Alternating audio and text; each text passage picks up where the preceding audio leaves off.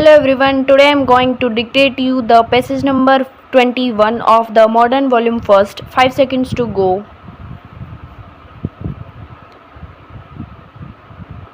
Mr. Vice Chairman Sir, I rise to raise a discussion under Rule 176 on the serious situation arising out of the deterioration of the finances of the states and unsustainable debt burden of such states, leading to severe curtailment on development activities.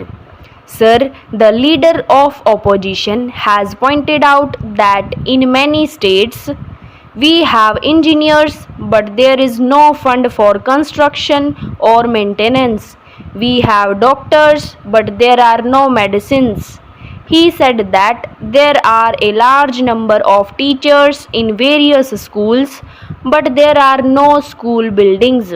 We have a large army of class 3rd and class 4 employees with no productive work.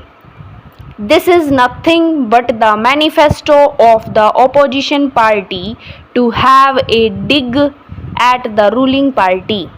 What I am quoting is from this document, which has been published by the Planning Commission.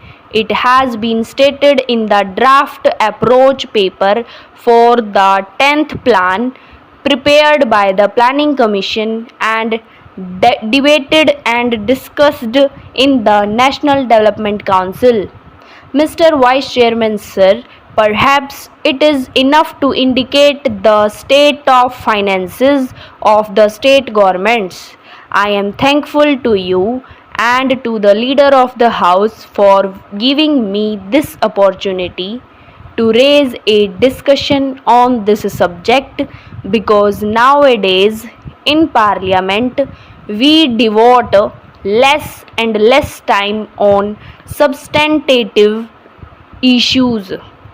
At one point of time, when the state finances were in a difficult situation, we used to look at the center. After all, in our federal structure, the central government is there and they would be in a position to come to the rescue of the states. But what I find over the years is the financial position of the center has also reached an alarming situation. I am not going into the whole series of figures and statistics. The combined negative balance from the current revenue of all the states and the center put together has been in a very dismal position. The other day, the leader of the house and the Honorable Finance Minister very correctly pointed out that the government of India was seized of the problems and that he was having discussions with the state chief ministers and trying to evolve a solution to ensure that this type of precarious conditions were avoided. One of the experienced finance ministers of a state government has identified 4 critical issues because of which the states have come to this state.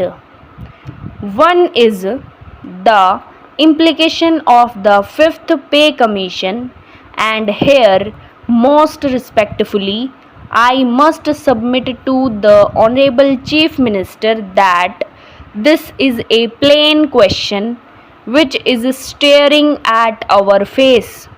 We also had set up a pay commission.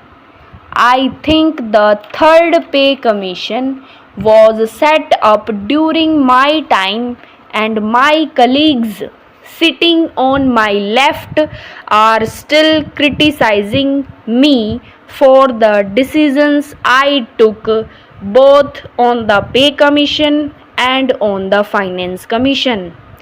During my interactions with the Pay Commission's chairman and also with the labor representatives, I said very categorically that they may demand a huge pay hike, but my capacity to pay them is not much, and I cannot offer a substantive hike in the pay pockets. But what has happened subsequently? I would not mention the names of union finance ministers, but what was recommended by the pay commissions was further improved. You might be very popular with employees of the government, but you should have anticipated and visualized the situation that you were going to create as a result of this. The second area of concern, according to one of the state finance ministers, is the facilities that you have given to certain states, and many of the states are demanding that the same facilities should be extended to them. To be very frank, Mr. Vice Chairman, I do not subscribe to that type of remedy. To my mind, the remedy will be worse than the disease. The finance minister and the prime minister both have resorted to the unlimited power of borrowing. The whole problem has arisen because of the unlimited power of borrowing, which has resulted in deficit financing. We have never looked at Article 292 or 293 of the Constitution, which was inserted in the Constitution of India 52 years ago. We put our total trust and confidence in the executive. At one point of time, I had very strongly defended the executive and said that the executive should be trusted. Parliament did not make any law of putting a ceiling on the borrowing. If I remember correctly, no state government has passed a law in its legislative assembly under Article 293 to put a ceiling on its own borrowing. However, there is a check. Every state government is indebted to the central government, and there is a liability.